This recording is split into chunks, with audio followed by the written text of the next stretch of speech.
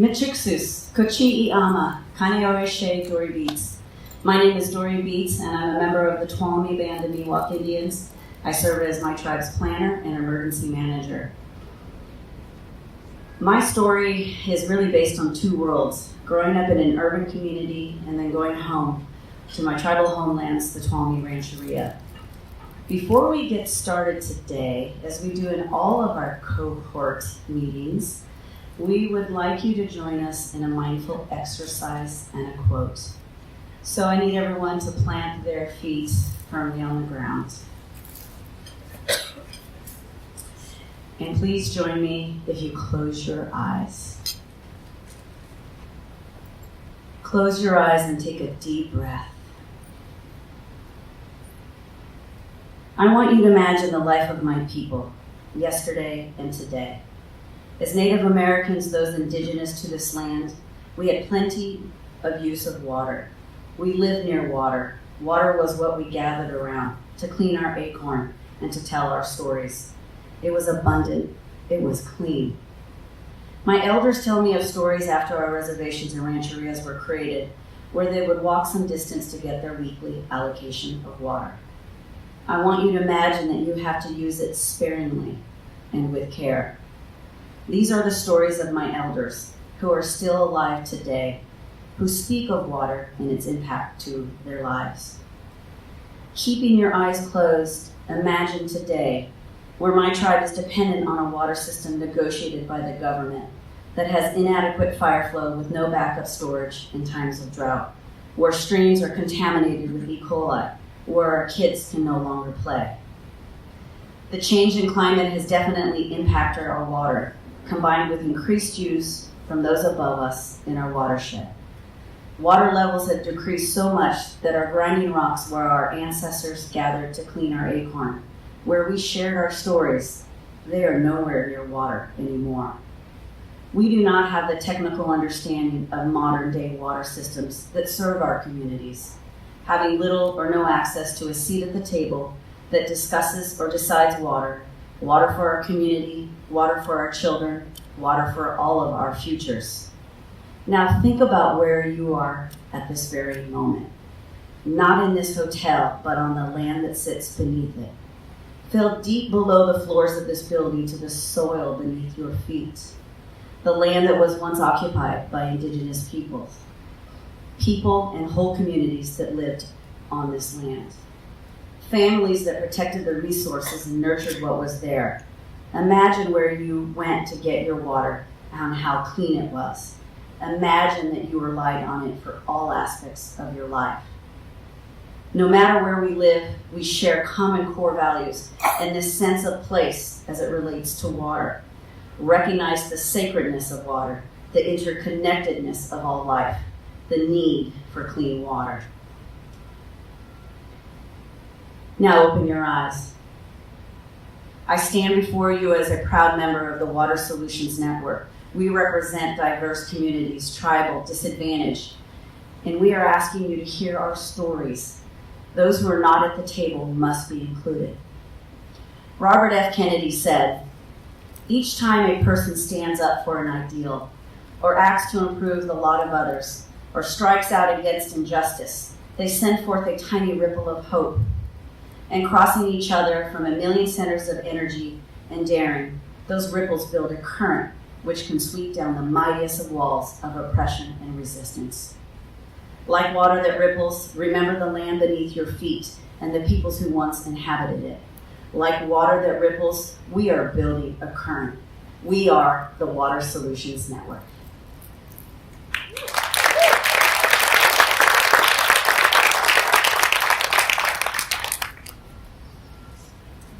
Thank you, Dory, for that really powerful opening.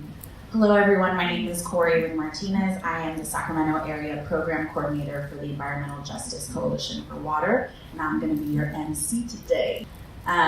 So today, as Dory mentioned, we are the Water Solutions Network Cohort 2. We're a collection of individuals, talented, committed, wonderful individuals from all across California's Central Valley. I'm sure you were directed to put a pin in the map as you were entering the room And this is really poignant because we're going to be visiting some of those locations today, 9 locations. We're going to take you on a journey today to see the stories that we have as individuals and as Californians, to really demonstrate firsthand why the recommendations that we're going to be making today are so critical to implementing, to better implement the human right to water here in California and hopefully beyond. So right now, I'm going to take you to our first stop.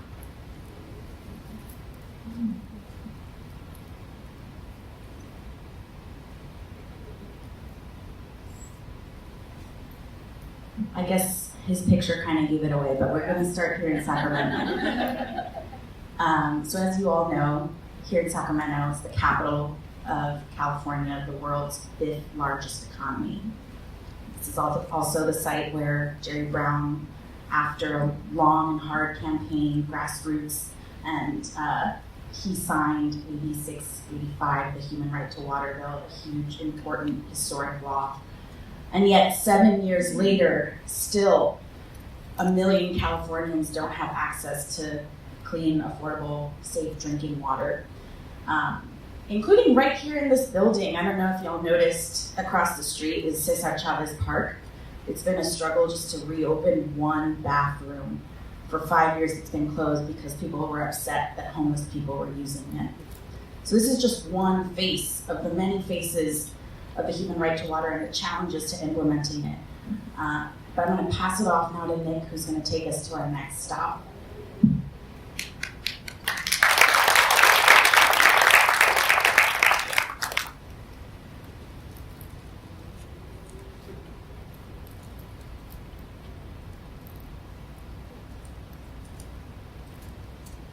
Hello, everyone. Hello, everyone. Hello. Hello, everyone. Thank you for coming. I attended Stanford in the 2000s, and knowing clean water was important all over the world, I chose to study civil engineering and water resources. After I graduated, I furthered that goal by joining the Peace Corps.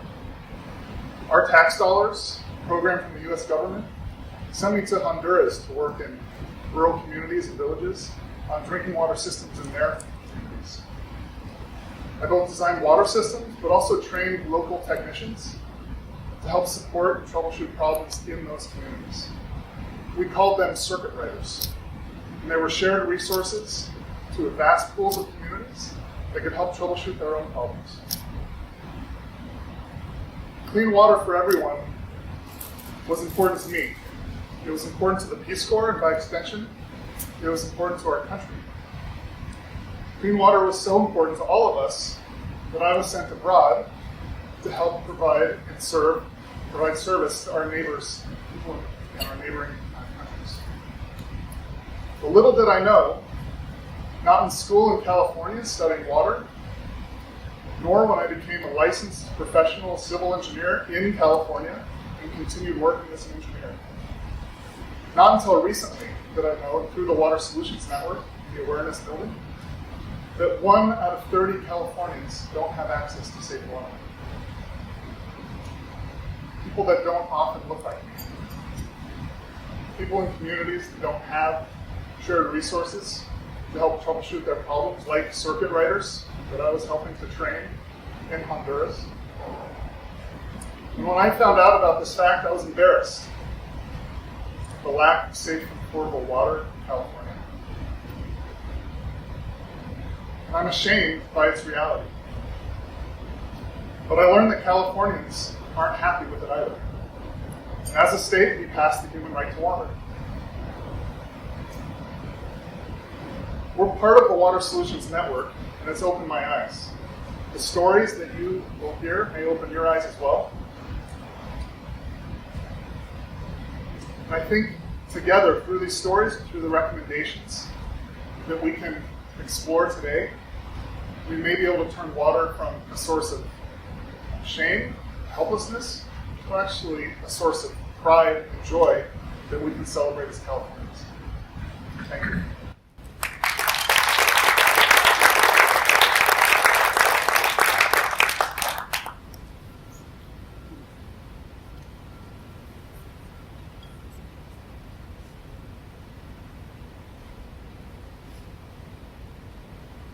Hi everyone. This is Ponds. It's an unincorporated community near the city of Wasco in Kern County. It's where my uncle and his family live and where I spent a lot of time growing up as a kid. As a kid, I was real curious. I was always asking all these questions. Questions like, why does my uncle's toilet and shower sometimes run out of water? Why does my tia use big jugs of water to cook when my mom uses water from the sink? And why can't we use the bathroom water to brush our teeth? And what would happen if we did? And to all of these questions, I got the same answer. That's just the way that things are. But I knew that didn't really feel quite right to me. Years later, I learned about environmental racism and environmental injustices, and a lot of the questions that I had as a kid, I began to find answers for. Later on, when I moved back to the Valley to support local water management, I was full of a whole new set of questions. Questions like, why is water governance in California so fragmented? And why don't any of these agencies talk to one another? Who is Robert Brown, and why do we have to follow his rules of order? And if the board has seats for community representatives, then why do the meetings take place at 10 a.m. when everyone's at work? And why do all the white men shake hands before the meeting like they've known each other for generations? And to all of these questions, I got the same familiar answer. That's just the way California water is. And again, I knew that wasn't quite right. And through this network, I'm beginning to find some clarity and hope. And through this network, we've seen that a different way of communicating, collaborating, and sharing information is possible. And that a way of building community that's rooted in equity and justice is not only possible, but it is what is necessary in order for us to ensure a future of California water where low income and communities of color do not have to accept unsafe drinking water as our fate. And even though I am feeling a little hopeful, all of us in this room now have a whole new set of questions that we all have to answer. Questions like, what is my role in ensuring a more equitable and just California water? In what ways can I make water decision-making be more inclusive for community voices, tribes, and underrepresented voices? In what ways have I been complacent in upholding systems that avoid equity, transparency, and community accountability? And though none of y'all are expected to find the right answers today, we are responsible for facing these questions, right? And we all have a responsibility, a personal responsibility, to really ensuring that we are moving equitable water access forward. Our tools may be facilitating meetings or funding programs in a more equitable way, or even just asking the right questions to get to a more equitable outcome. So we hope that you will join us today in being curious and open as we explore what this future of California water could look like. Thank you.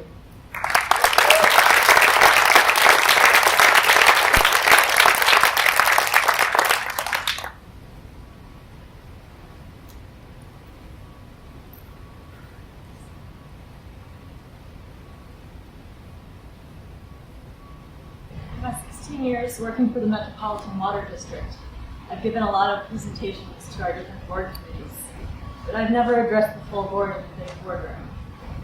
Frankly, the thought of standing in that horseshoe in front of 38 board members and executive management turns my stomach. Over those same 16 years, I've seen members of the community come to address our board and ask for help because their communities do not have safe drinking water, or because their bills are so high that they have to choose between buying groceries and paying the water bill. These interactions with our board struck me on a number of levels. First, their stories were heartbreaking. I couldn't believe that people right in the middle of urban Southern California did not have access to safe and affordable water. Secondly, it became clear to me that these people were desperate for action. The fact that they got themselves to downtown Los Angeles on a Tuesday afternoon stood in that intimidating horseshoe to address the board speaks to a level of fear, anger, and frustration that I've never experienced in my life. And finally, their story struck me because I knew that they would find no satisfaction in that work. Even as the largest water agency in California, serving nearly half the population of the state, I knew that Metropolitan couldn't do anything meaningful for them. Explaining to someone that their contaminated water comes from groundwater that's produced by a private mutual, or that their water's provider is a customer of a customer of a customer, and that we have no say in what they do or what they charge, seems insulting. It's clear that the human right to water cannot be accomplished by any one entity or agency, no matter how big or powerful. Honest engagement of affected communities and smart use of limited funding are two essential elements that will be needed to effect change. And the responsibility for that change lies with all of us.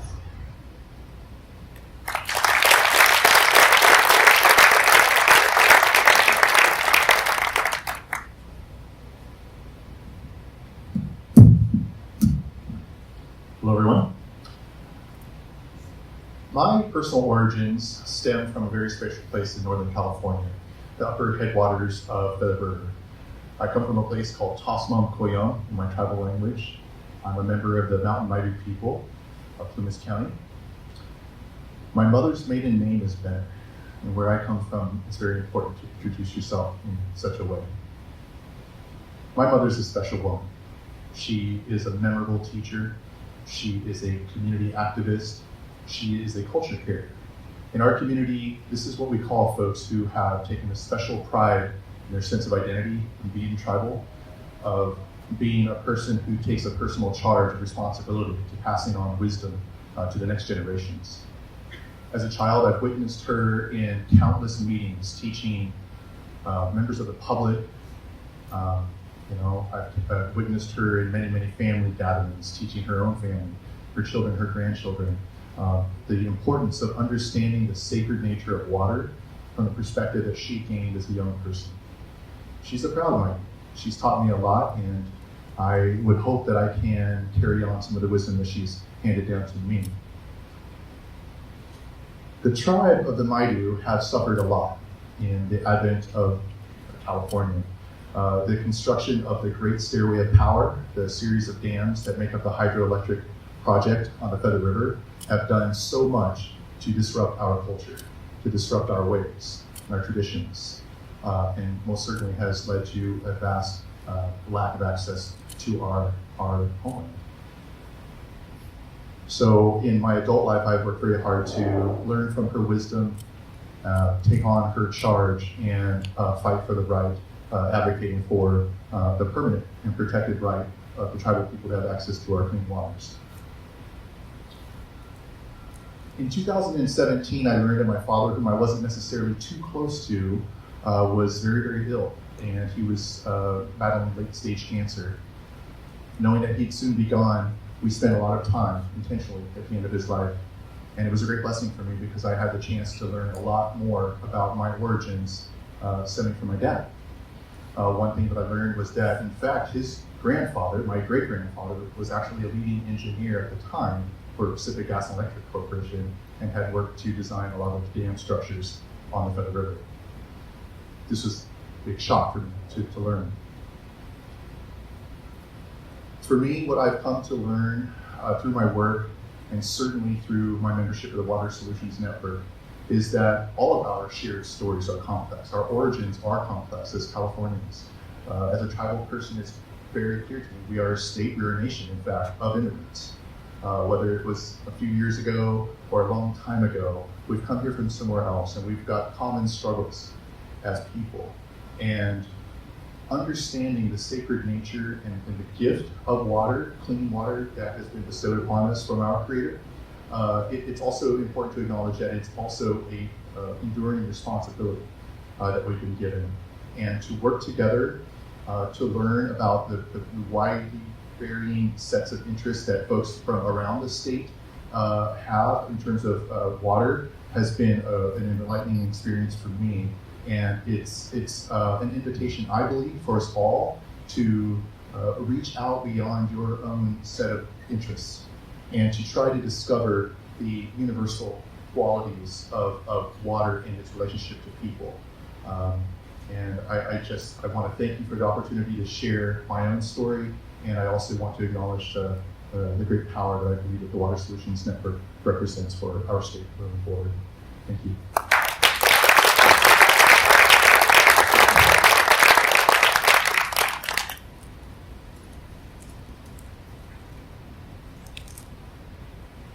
Hello. I'm a farmer in the Sacramento Valley, and I sit on the Board of Trustees of Reclamation District 108, which supplies water to over 40,000 acres of family-owned farms. Being a farmer and a water manager during the drought is very stressful. I wore 2 hats. As a farmer, I was making decisions on what crops to plant, should I plant, what happens to my employees, and will my business survive. As a water manager, I was engaged with federal, state, and local agencies to manage cold water pool and quantities of water out of Lake Shasta and the Sacramento River. In that process, we were meeting almost daily.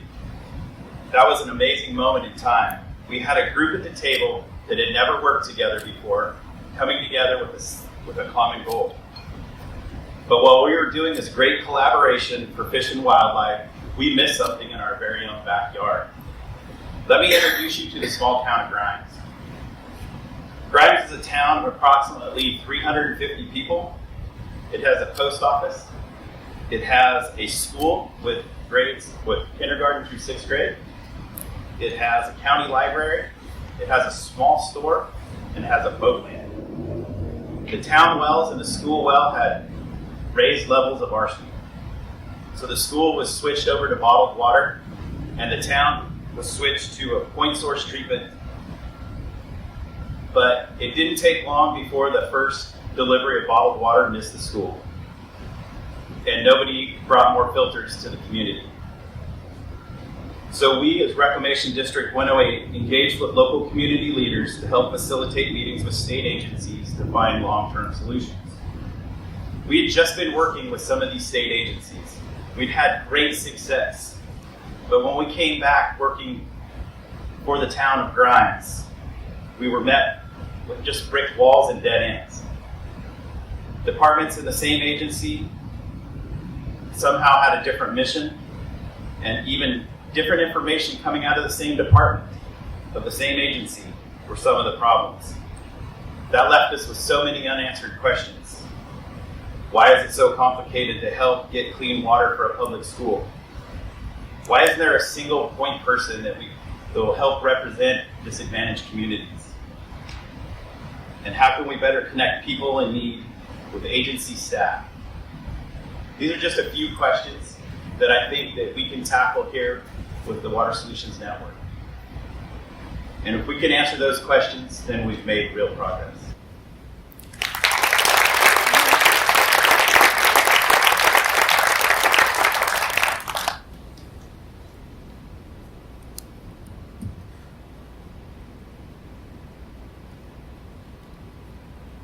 Hello everyone. I work for the state. One of the most, as Roger mentioned, very complicated state agencies. I work for one of them. So in 2014, I represented my department in support of the state drought operations. I attended over a dozen local drought task force meetings. One of those meetings that is etched in my mind is the one to the Acacia Band of Pomo Indians. After a 5-hour drive from Sacramento, I finally found my destination.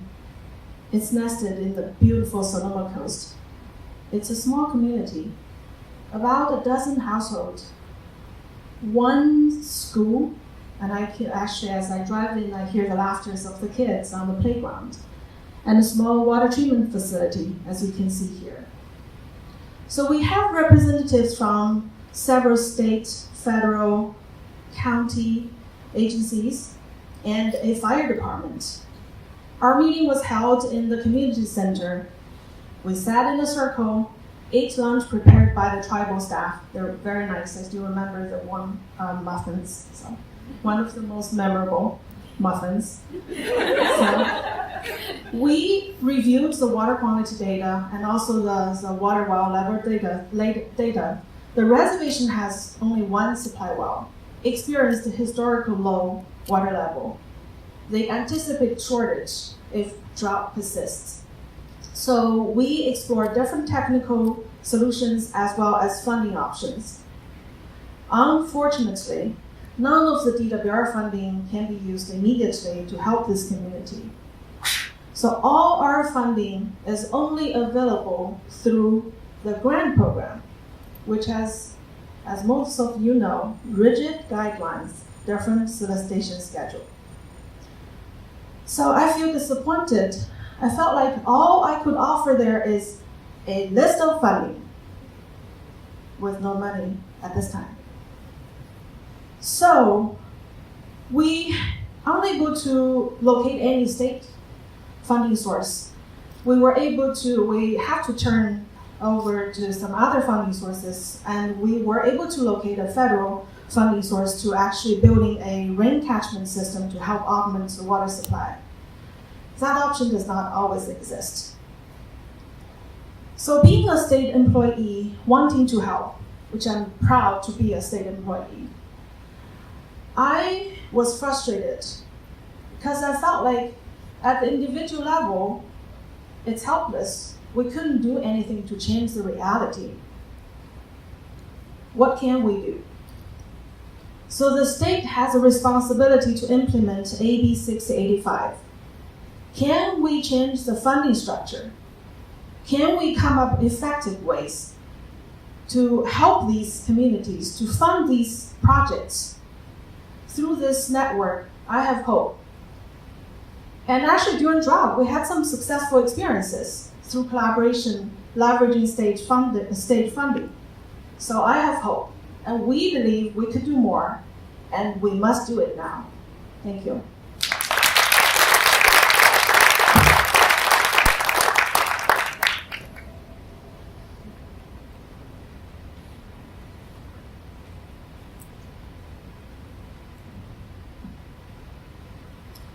All three of us live and work in the same watershed, the Yuba watershed.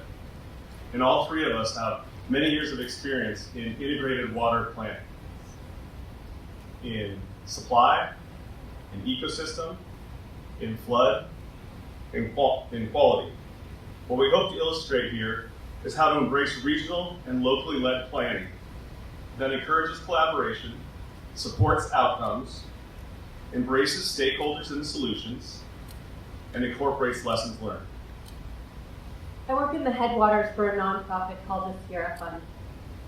We restore meadows, forests, and mine sites so that the watersheds of the Sierra Nevada can continue to provide cold, fresh water for fish, wildlife, and the people of California. And I live and work in the floodplain. I work for a not-for-profit that restores habitat at scale. I rely upon our flood infrastructure, and I strive to improve conditions for dwindling wildlife populations. I work for Yuba Water Agency to help communities throughout the watershed, from the headwaters to the floodplains. Because we have the authority to work on a variety of water management issues throughout the watershed, I strive for comprehensive watershed restoration from the Sierra to the sea. One of my first professional experiences was doing regional watershed management planning for 4 interconnected watersheds: the Cosumnes, American, Bear, Yuba Integrated Regional Watershed Management Plan, or IRWIN. We started with a group visioning process where we created an environment of trust. We were able to bring up controversial issues. We were able to listen to each other's points of view, and we were able to collaborate on solutions. We created projects that were integrated, interdisciplinary, multi-benefit, and we included them in the plan. The most amazing thing happened. The relationships that were forged in the CABI process resulted in true communication, new collaborations, and integrated long-term solutions. I'm optimistic in a network approach and integrated water planning, and my optimism comes from experience. For 12 years, I've been working with the flood management ecosystem restoration community in the Central Valley, where we've led a paradigm shift in how we manage our floodway. We took what was a stalemate between species management and public safety and transformed it into fertile ground for fast-track funding, breaking ground on large projects quickly, and the ever-elusive and sought-after streamlined permitting.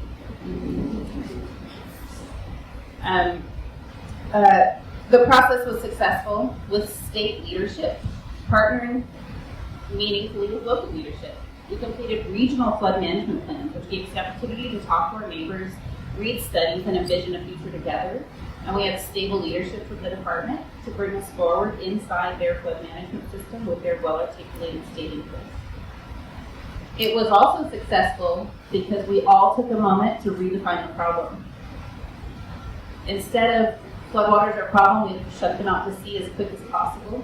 We looked at the system and we said, no, floodplains are valuable. They're valuable economically, they're valuable ecologically, they're valuable socially, and they provide a public safety benefit. We need to manage them for all of those things. By redefining the problem, we redefined all the stakeholders, and we created a much larger solution set that works.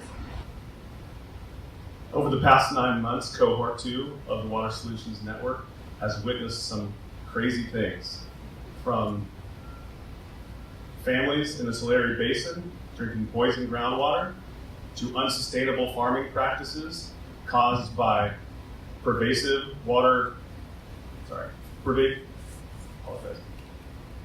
to terrible water policy in the Delta, to a stalemate on headwater management in our Sierras. Our realities are different, but we are all people with the same desire to live healthy lives, and we all drink California's fresh water. The regional planning for the Cabby-Irwin process was not the hard part. The hard part was getting the state to believe in and support what we as a region had created for the long term. If we're going to build a more equitable water future for California, we need more cabbies. We need to support and augment the existing Irwins. Not just to qualify for state funding, but to build communities with the capacity to envision and re-envision our futures together. Regional integrated planning isn't something that has a distinct start and a distinct end, right? We've been learning about our water system ever since we started building it, and we'll continue learning about it. So we need to, as a people in California, continue to invest in redefining what we want to see and striving to get there. And the Water Solutions Network and this approach has the potential to take our ideas through future decades, maybe even generations. Local communities need access to data, analysis, technologies, funding, and authorities to better understand their options and advocate for their future. We ask that you embrace those on the other side of the table, talk out your skepticism, disclose your interests, and treat the humans around you as allies to address a common problem. What if the state played not only an implementer role or a technical role, but a facilitator role, where the skills were soft? The training was about listening to regional planning groups, with the goal of establishing a more equitable and transparent decision-making process. This would empower local communities to advance a more resilient water future.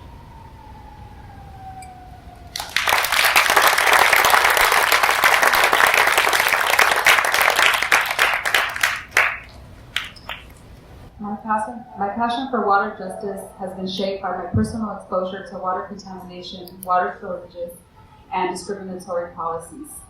At the age of 3, my family immigrated to the United States from Mexico in search for a better life. And we settled in the small city of Orange Cove in Fresno County, the heart of California's San Joaquin Valley. Several years later, we moved to the neighboring communities, unincorporated communities of northern Tulare County, Cutler, Orosi, Seville, and Sultana. But there was two things that we found in common with the city and these communities, and that was that they lacked adequate infrastructure and or safe drinking water, which forced my parents to buy bottled water. At the time, I did not know why these conditions existed or what I could do to change it. In 2008, I learned about a Tulare County general plan policy, which identified 15 communities as non-viable and purposely sought to withhold public resources so that they could create conditions that would force residents to move away. Among those 15 communities were many of the communities that I had once called home. And it was at that moment that it was clear to me why these conditions existed. I became angry because I realized that a group of individuals that did not exemplify the families that live in these communities made a decision not to invest in our communities. They made a decision that it was okay for our communities to wither away. But that anger became action. And since then, I've worked alongside with many residents and allies to advocate for safe water, improve funding programs, for a seat at the table, and important water management programs and processes. In 2012, I worked on the grassroots campaign to pass California's historic human right to water because it's unacceptable that families that make agriculture possible still lack safe drinking water. My father, 61, still labors the fields of the valley and comes home in the evenings to third world condition infrastructure and unsafe tap water. Over the years, I've worked with several communities to improve conditions, respond to the drought, including the community of Munson, which relied for years on contaminated wells and whose many wells went dry during the last drought. I worked with them to secure emergency funding to construct a new well, to install a distribution system and meters. To maintain that system, I also worked with them to have their system be annexed by the neighboring public water system of Sultana. I was really proud to work with these two communities because together we designed a system, a governance system that would work for them and also advance their desire to work together. 8685 is a victory not just for those communities that are currently struggling with unsafe water, but it's a victory for all of those communities that are at risk of contaminated water now or in the future.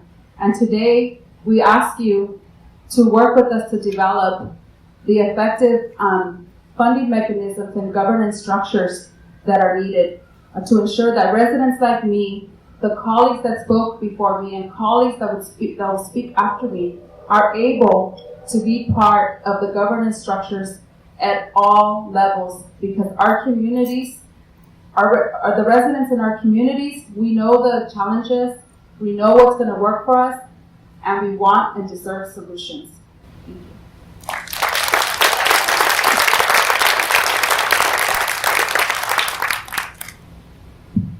Is this thing on? My name is Pedro Hernandez, and I was born and raised in the San Joaquin Valley. And I represent HARD, Camden Mobile Home Park. My parents moved both from Mexico to escape grinding poverty in hopes of finding a better life, like many other folks, and even folks here, as family members, came to this great state. And in some ways, they did find a better life. In other ways, they didn't. One of the ways they didn't was that they moved to a trailer park with arsenic contamination. And so we found out that the trailer park had arsenic contamination when I was a kid. And like many other, kids my age, I was about maybe 10. I was focused on things like body odor. I was focused on things like maybe talking to girls, didn't work out.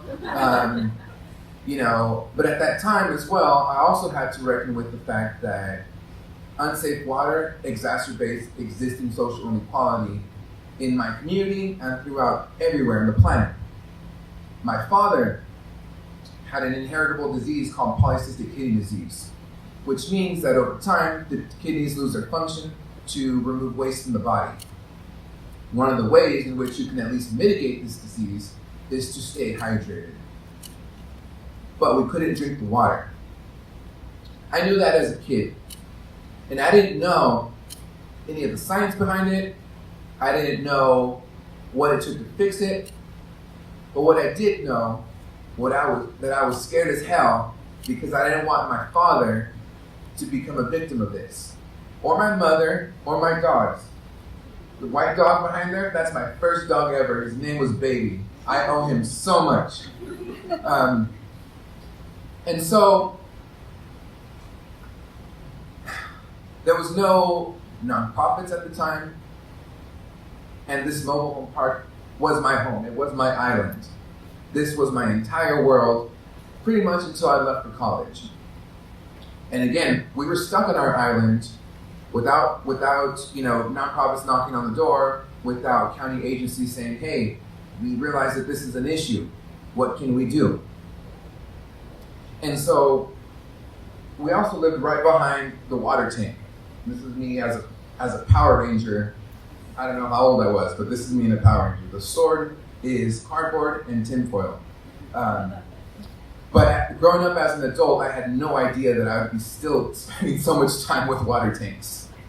And I had no idea that I would spend so much time, discussing and trying to connect this childhood trauma with and scaling solutions as well. I would have never thought that I've had a captive audience of some of the most powerful people in the water world listening to Pedro Antonio Hernandez second soliloquy of the day.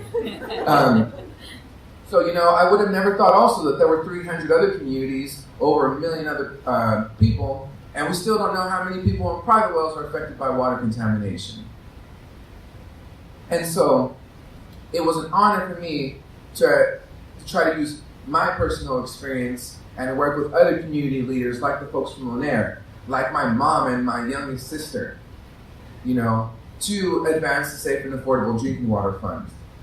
I was organizing a regional grassroots campaign for about 3 years, and this year it passed. But we can't think that just because this 10-year bill passed that's funded through the cap and trade program, that this is it.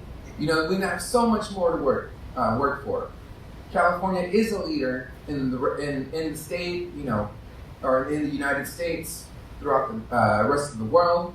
But we all know that the bar that exists should be much higher.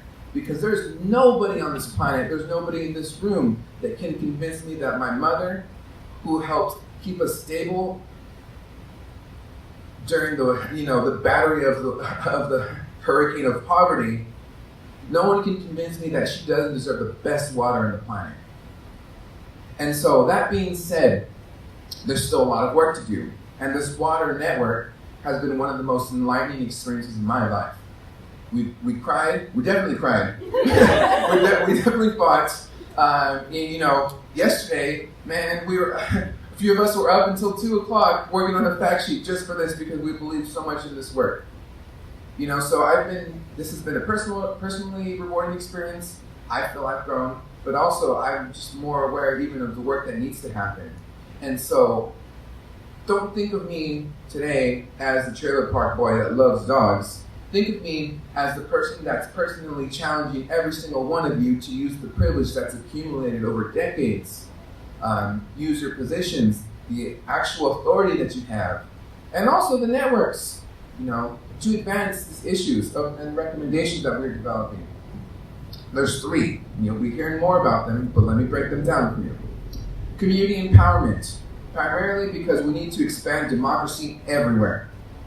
Water boards at the state level, policy decision making, because the Safe and Affordable Drinking Water Fund, as great as it was, wouldn't have happened without folks on the ground. Second, we need to improve governance. All the state people, hey, it's a tough gig, but y'all are very important. And third, we need long-term solutions. We don't need election cycle solutions. I'm 28 years old. I want to stay in California. I want to stay in the Valley. I want to I want my friends. My friend Luis, who was the only person who talked to me in the 7th grade, just had his baby 6 months ago. I want him and his family to be happy. And for this, we need long-term solutions. We need to accept that climate change is an issue and that water has and will continue to be one of the most defining challenges of our lifetime. That being said, I think it's very possible. I would not spend my time here if I didn't think it was possible. There's so much funner things to do in life. But again, we invite everyone here to really take up arms, and this is a direct call to action for everyone in the long term to talk to us at the cocktail hour, and but also, engage in the critical conversations and challenge us on these recommendations, because I think the cohort here, some of the smartest people, most brilliant people, doesn't matter if some of these people are not state agency leaders. I've seen, and I can attest that these are the most brilliant water leaders that at least I've come across. So thank you for your time.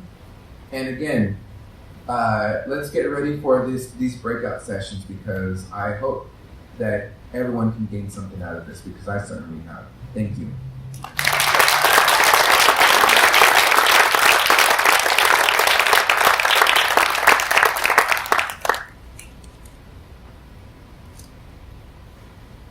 All right, everyone, how we feeling?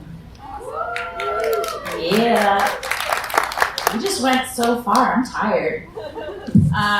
So, like Pedro mentioned, we are going to be breaking out into groups after a 10-minute break.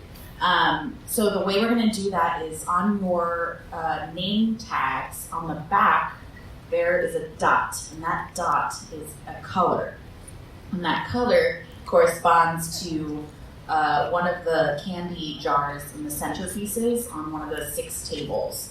And so each of the tables corresponds to one of the recommendation themes.